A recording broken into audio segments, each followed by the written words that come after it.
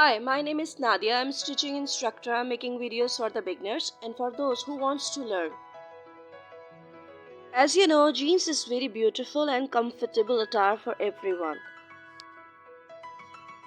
And if your old jeans waist is okay and its length gets short, so in this video, I'm going to teach you how to increase the length of your old jeans.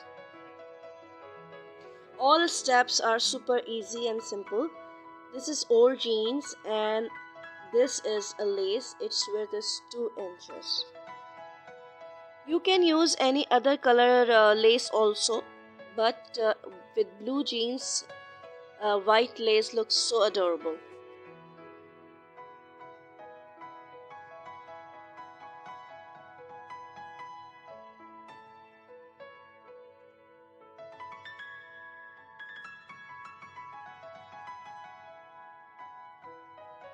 Now flip your jeans to the wrong side.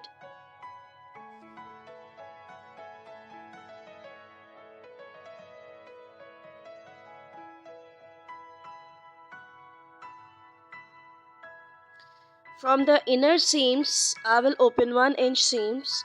I'm not going to open ankle round seams. With the help of seam stripper, I will open inner seams very easily.